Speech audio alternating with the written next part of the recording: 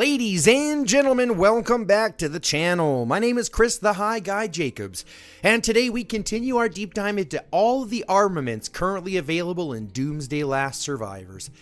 Today, we've already gone through the infantry, the riders, and the ranged, so we're going to take a look at the next ones that I think you should be focusing on, but I will precursor by saying this is typically something to focus on if you are a heavy spender or a whale. We will touch into the leader armaments today. Okay, but before we do, I'm going to ask that you hit that like button, comment, and subscribe to the channel. If you haven't already, share the video with your friends and fill out that notification bell so you get any new notifications whenever we drop new content. If you can, go ahead and click that join button to become a member today. Get access to videos early, special things when we start to chat, and obviously the recognition that you'll be helping out the channel sustain in such a tumultuous time. But with that all being said, let's jump in and take a look at the armaments available for the leaders.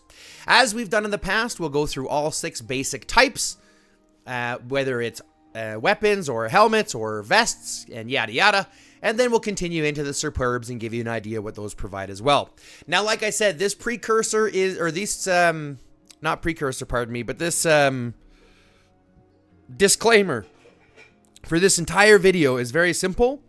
You need to make sure that if you're looking at leader heroes, because let's actually take a look at which leader heroes we have to deal with. Pardon me, I got the weird hiccups.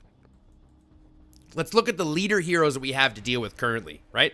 We're going to take a quick look so you can understand why obviously this is only done in a position where you're either a whale or you spend a decent amount of money into the game, because ideally you're not going to be focusing on your leader heroes very often. Again, only because if you look at who the leader heroes are, let's see. Nope, those are infantry. Nope, that's a gathering. Or an overall. Don't have to worry about purples. Infantry. So you've got Jaden, who doesn't do anything, right? He's a non-existent player. You've got Peter, who's also a non-existent player. Okay? You've got Lee Sung-won, who you're not going to be leading with. You've got Victor Blackwood, who is really kind of the only outlier onto who you might actually arm, or Bianca Drake, right? These two heroes are the ones that you're going to be arming, but even in their situations, you're going to be going a little bit differently. Yes, we've also got Master Jin, and Master Jin is still pretty decent, but again, he's only available if you end up spending in the game to awaken him.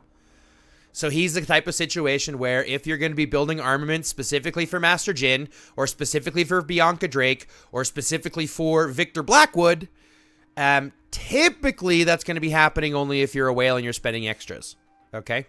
Just because there's not a huge selection within that leader field. Even if you're looking at putting leader in a garrison position to help you out there, he's probably going to be co-leading, at which point you're not going to be putting armaments on him anyways. And if you're using Bianca in the field, same thing with Bianca, chances are you're going to have her as a co-leader instead, so that you won't be actually using armaments on her. And same with Master Jin. Even with Master Jin, you probably won't be leading with Master Jin. You'll probably be having him as a co-lead a lot, because they don't bring the skills talent tree.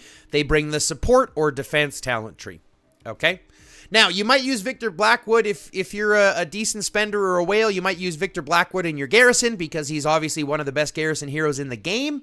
But that's, again, if you don't already have a great troop-specific set, or you don't, or you're working on something else. But remember that when we're talking about all of these leader armaments, it's very specific to if you actually need it. In my opinion, if you'll notice, I don't have any. I have broken them all down.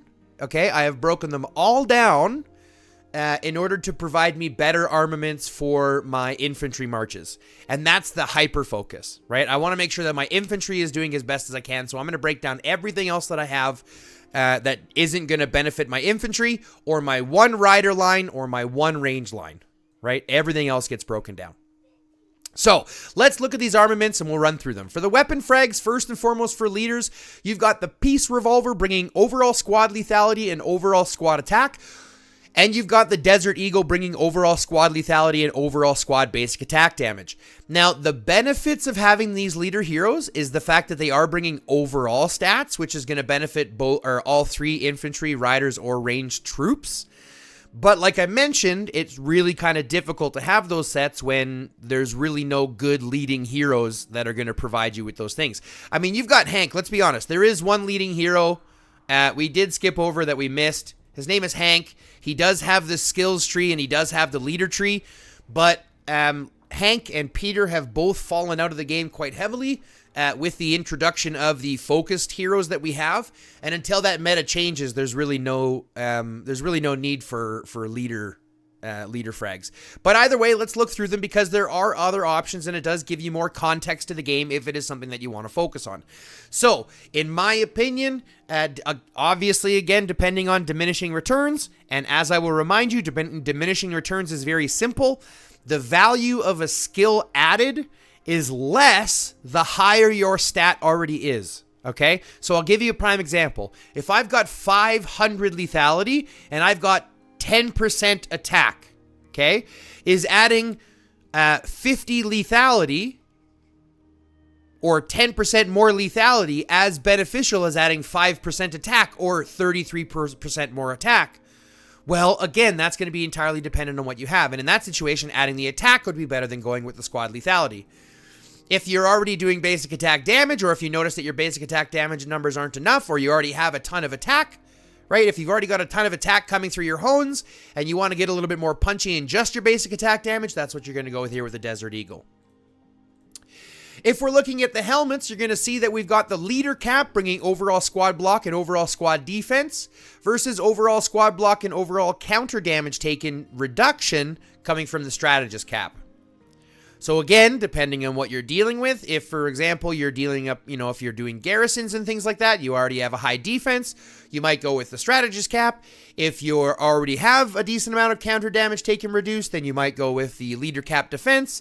I also know that counter damage, taking counter damage is one of the lowest form or one of the least repetitive forms that you take. So this kind of has some of the least value that you'll have. But again, I have yet to be corrected in the comments. So if you think that that's wrong, or if you have a way to prove me wrong, please do, because I would love to hear it. I'd love to hear why it's any better. I'm not sure why that stat's there.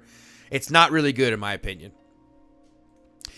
Next, we look at the vest frags. We're going to see the dark feline jacket providing squad block and squad defense, whereas the stylish armor is providing squad block and basic attack damage taken reduced. So again, if you already have a ton of defense, maybe cutting down on that basic attack damage will have more impact. Or could be the other way around. If you already have a lot of basic attack damage taken coming off, maybe adding a little bit more defense will have more impact. Depends on what you need personally. Keep that in mind. It's always what you need personally. Okay? When we look at the backpacks, we're going to see the portable folio, bringing squad counter damage increase and squad attack increase. Whereas the industrial folio is bringing squad counter damage increase and squad defense. So depending on what you need, whether you need to be a little bit tankier or whether you need to hit a little bit harder, that's going to be your choice. If you're doing garrison, probably your defense. If you're doing field fighting, probably your squad attack. But again, depending on what you need the most of. For pants, you've got stylish suit pants bringing squad lethality and squad attack, or ceremonial pants bringing squad lethality and counter damage.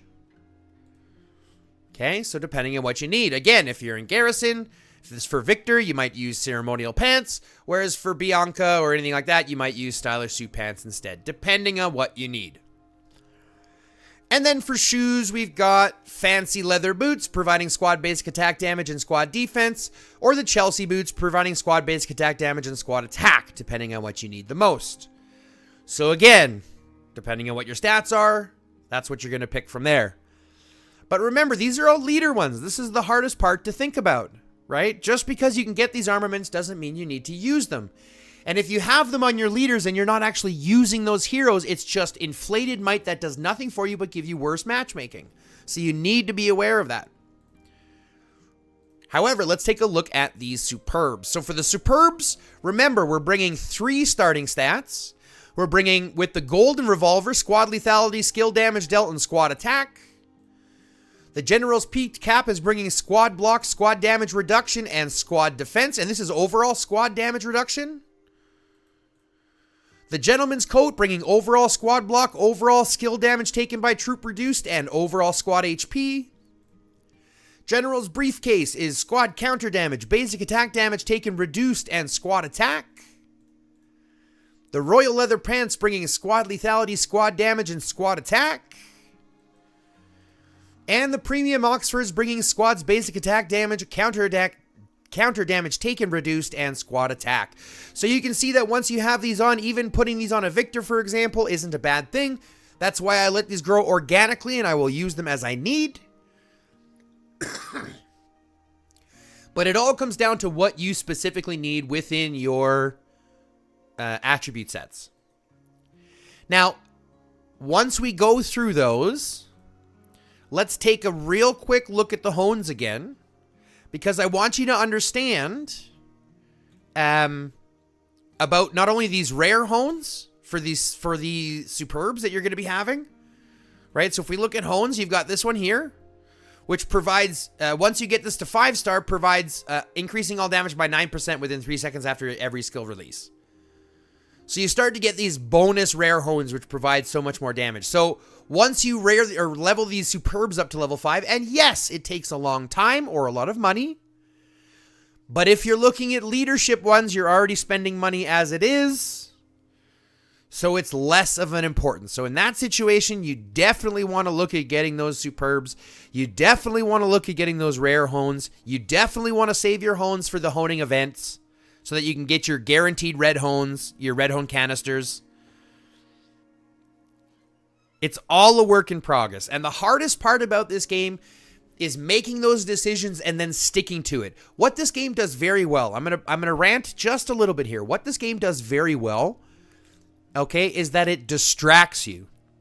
Not only is it a distraction from real life, which arguably everybody needs at times, but what they also do is they distract you from your goal. They throw so much content at us that it's hard to stay focused. Even inside the event schedule, right? We've got so many events back to back to back, it's hard to rebuild, it's hard to stay focused on, on saving resources and speed ups. It's hard to do this kind of stuff and stay focused because of how well they are at distracting us, but it's the same process. You need to stay focused. If you are a low spender, a no spender, or even in my situation, a krill, as I like to call myself, you want to keep yourself hyper-focused on one march, on one line, on one process at a time. Don't try to spread yourself too thin, because I promise you, you will get burned in the field, you will get burned at home, you will not be as influential, and you will feel bad about yourself. So just don't do that, okay? I'm looking out for your best interest. But folks, that is it for armaments, going through the leaders' armaments that are currently available. There are no collaboration armaments that I know of yet, so we won't even touch those. But the concept is the same. Look at what your attributes are already bringing. Look at what you need the most of, and focus on those stats and attributes, okay? Very simple. If you have any questions or concerns, reach out to the comment section. That's what it's for. Like the video, comment on the video, subscribe to the channel, fill out the notification bell, and click the join button today. Become a member of the community. Love, peace, chicken grease, and until next time, stay lifted.